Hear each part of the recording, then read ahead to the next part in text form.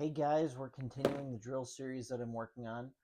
This one I'm calling the Pareto Pocketing drill. It just seems fitting. I'm a big fan of the Pareto principle, which is that 80% of your outcomes come from 20% of your inputs, and 80% of the overall results come from 20% of the effort. So I think that's very true here. I think that 80% of your errors and your misses come from dropping just 20% of those key things that you need to focus on when you're making shots. So this one really focuses on a few very key skills. First off, it really dials in your pre-shot routine because it is a repetition drill. So you really need to make sure that you're getting down on each of these balls in the same way and not steering or making any adjustments. It's also important that you're calculating in throw in these shots, which is cut induced throw. Most of these shots we're shooting without any English, so we basically want to be able to accommodate for that in how thin or thick we're hitting these shots, which it comes to the next part, which is identifying our tendencies. Some of us have a tendency to hit the ball thick generally, some of us thin generally, and this helps tease that out. And then also consistency. By the time you finish this drill, which requires you to make 80% of the shots to move on, you should be hitting a very consistent ball. So that's the goal here. So let's get right into it.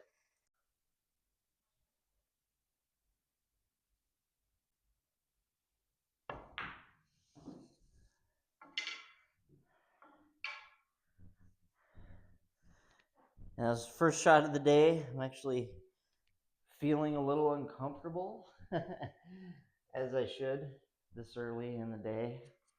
That's okay. This is really to focus on your pre-shot routine. So following the same steps every time to get it right.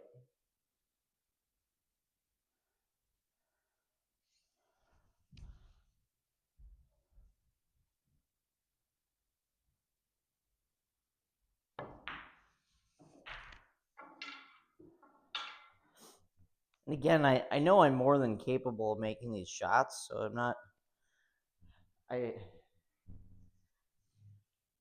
shot making isn't a huge part of my practice. My practice has a lot more to do with cue ball control, because getting a bad leave is definitely what stalls me out the most in a game. Getting a bad leave or choosing the wrong shot. However, I need to make sure that my shot stays, my stroke, my aim, everything does stay dialed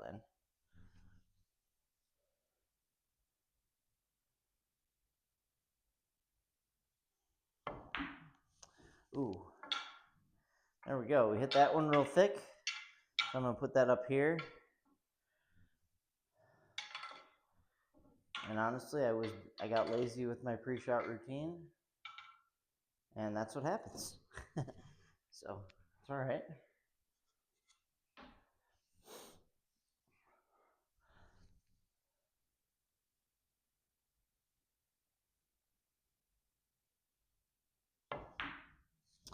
Oh, I hit it thick again. All right, I need to. Which means that what I want to do here is on this next shot, last thing I want to do is hit this thick. It's all right if I hit it thin. And honestly, this is a shot where if you want to err kind of on the thin side. So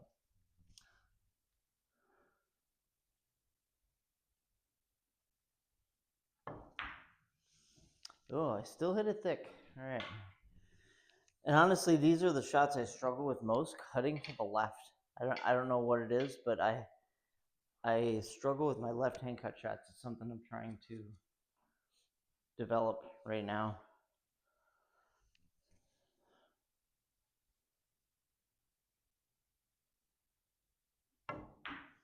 There we go. That's better.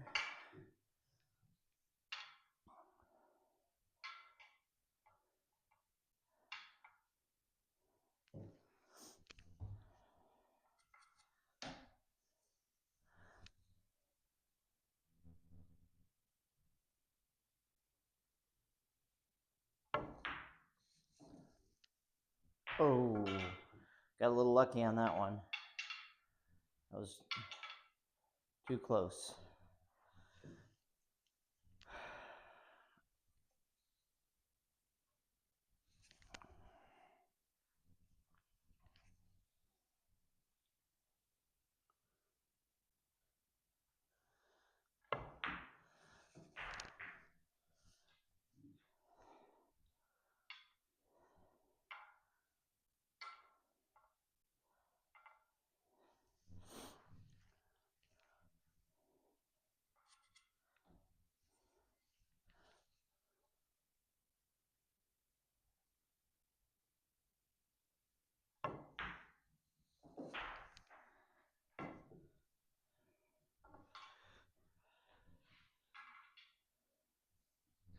This is also a good opportunity to talk about throw.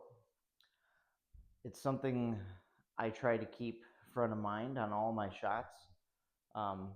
First thing I do on my shots is I look for my aim line and I decide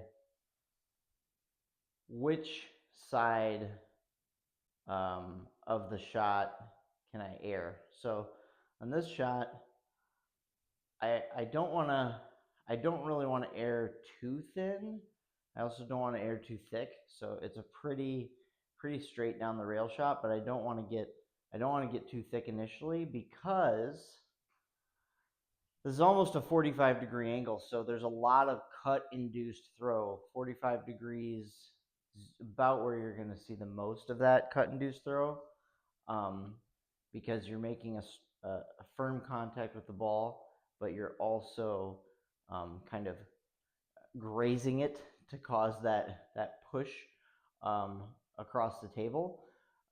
So there's cut induced throw, and then there's also spin induced throw. So if I was shooting this ball to get positioned somewhere, I'd consider my English a lot more significantly. So if I was trying to come back up here for maybe a ball on the rail and I'm trying to come 2 rails, I would compensate. I wouldn't compensate in my aim as much because I would be putting right hand English on it, which would counteract the cut induced throw, and I would just essentially go for a straight in shot here. But when I'm shooting these like this and I'm not looking to add English and I'm shooting a fairly standard pace of a shot, I'm trying to aim just slightly thin because my throw is going to push it towards that rail right away and spin the ball that direction. But if I catch the inside of this pocket facing here, it's going to pull me right into the pocket. So really, I just want to avoid hitting this rail until I get to at least the first diamond, ideally, and ideally not at all contacting that rail. So that's what I'm thinking through. You know, these are all thoughts that go through your head faster and faster and faster as you get more and more reps. But it's also good to slow down and think through them when you're setting up shots because it's easy to ignore one of those variables, and there's so many variables in every shot you take on the pool table.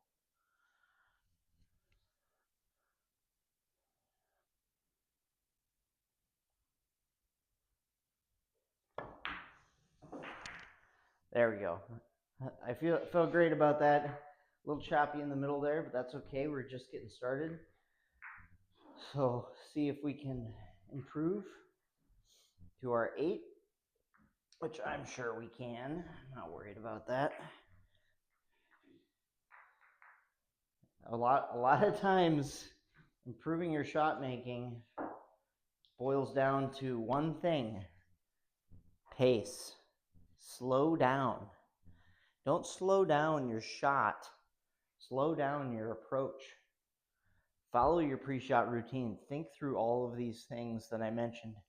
Your aim point, your throw, how English is going to affect the shot because to get your cue ball in the right position next. And your speed. So the faster you hit, the less transfer you're going to get from things like English. So these are all things you got to think about.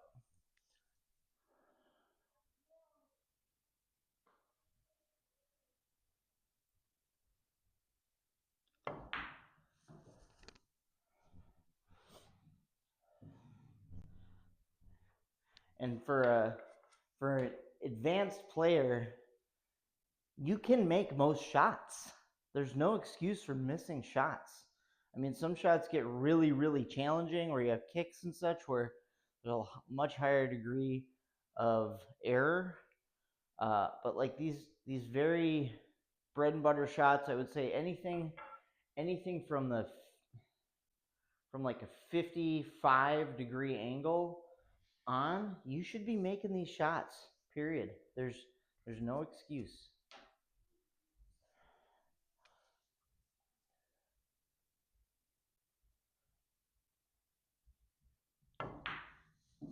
Take the time to think through the shot and respect it. You know, don't take shots for granted. Any shots. Respect the shot. I'm going to play the card. Are they out? Well, I'm gonna ask the dad if they can play. Okay, but go brush your hair. It's a rat's nest. Yeah, I was coming down here first to get my hair brushed because my hair Okay. Well, I couldn't find my hairbrush. Okay, it's fine.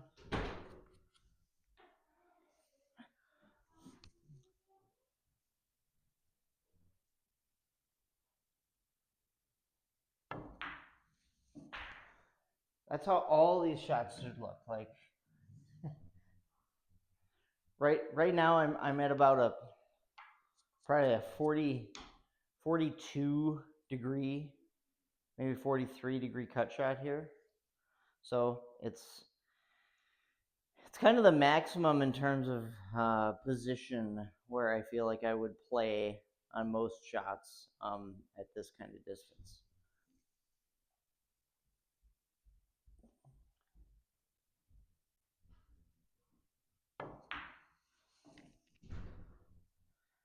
I made a big mistake there. I rushed my approach, and honestly, going through my head was, I don't feel good about this shot. When I was down on it, I should have got back up, should have reset.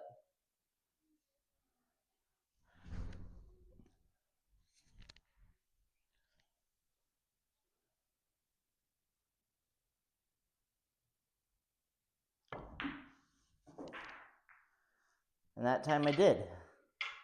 So respect the shot.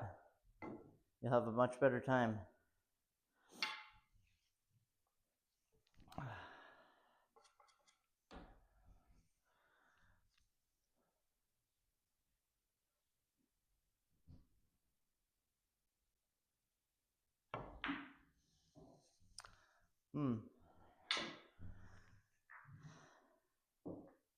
Did a similar thing on that one. I feel like I might have done a little bit of adjusting while I was down on the shot, and I should not do that. Steering, some people call it. When you kind of get down on the shot and you go like this on the cue ball.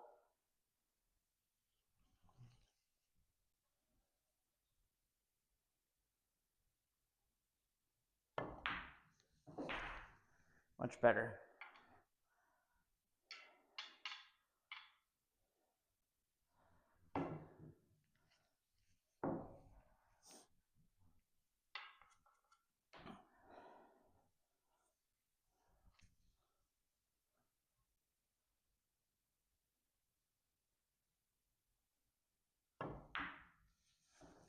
All right.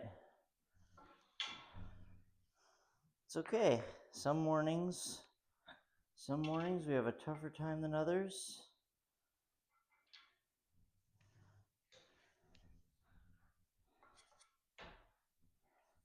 I'm also varying my bridge. I feel like maybe I need to just stick with a bridge here and not adjust my follow and draw so much.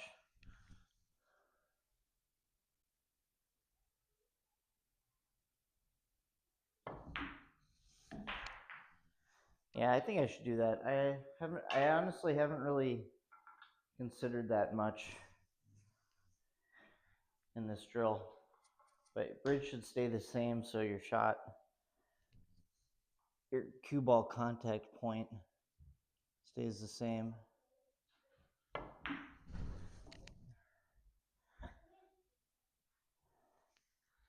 All right, let's set it up again. What's up, girls? Oh, yeah.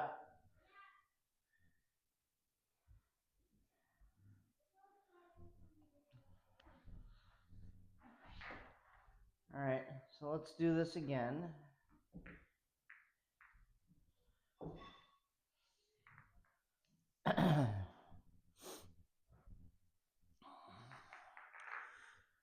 Focus on our bridge and not steering.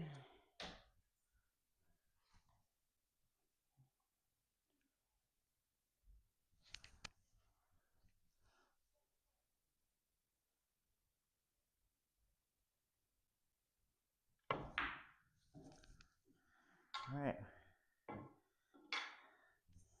Coming thick there.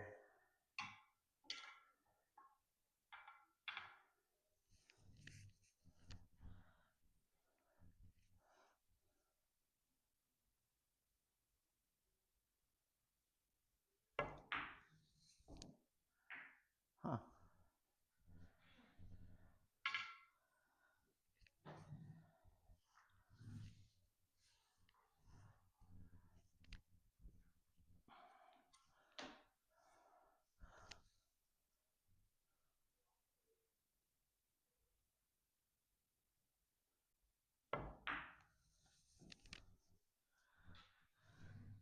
Nice, smooth stroke. Take your time.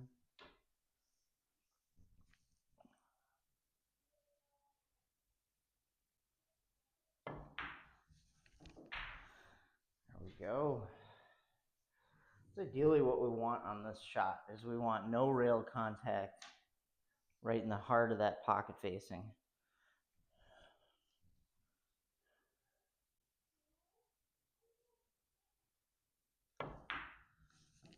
Beautiful. Right in the heart.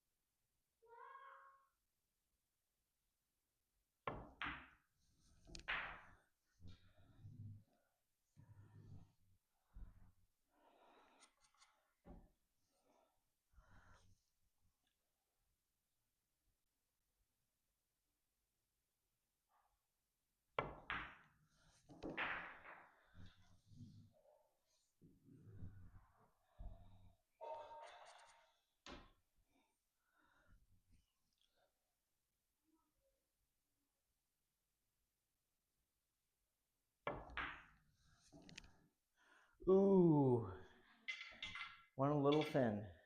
All right, set it up again.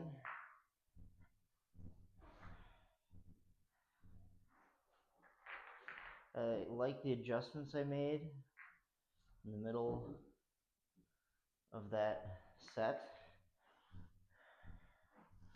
So I'll do that again. Avoid steering. Keep a closed bridge. Aim to miss the rail completely, right on the heart of that pocket face.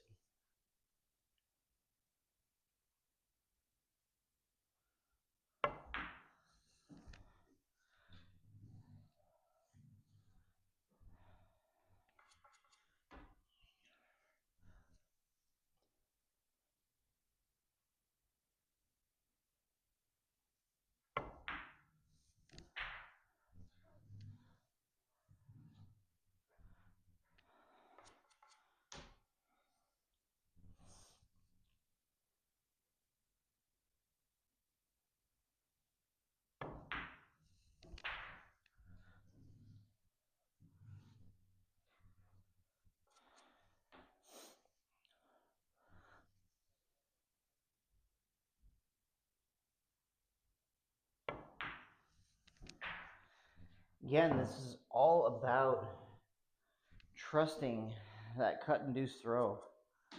Because, I mean, to be honest, the way I'm aiming this is probably a little bit wide to this side on the pocket. But that throw just hops the ball over and creates that spin.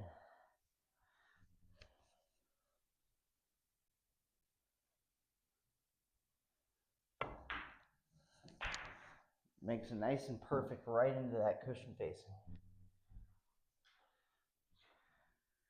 That's a good thing to pay attention to more as you play, is aiming into that cushion facing. You hit that cushion facing first, most of the time that means it's throwing it right in the pocket.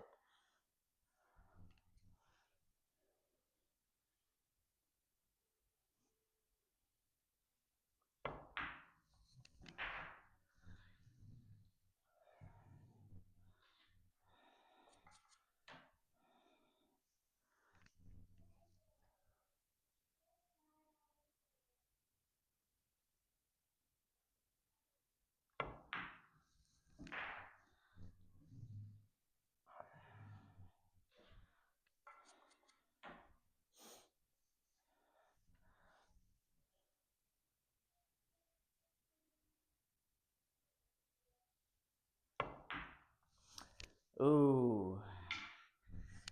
You know what? I adjusted a little much while I was down on that shot, and I did not reset. I made the same mistake I did the last round. So let's not do that. Let's slow down our pre-shot routine. See our aim line.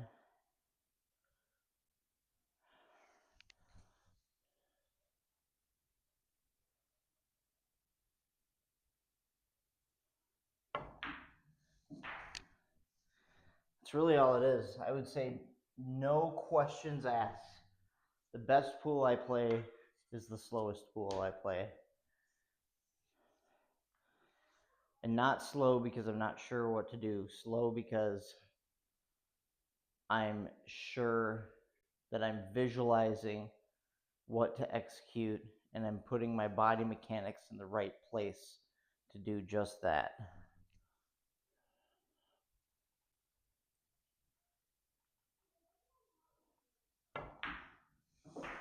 Beautiful.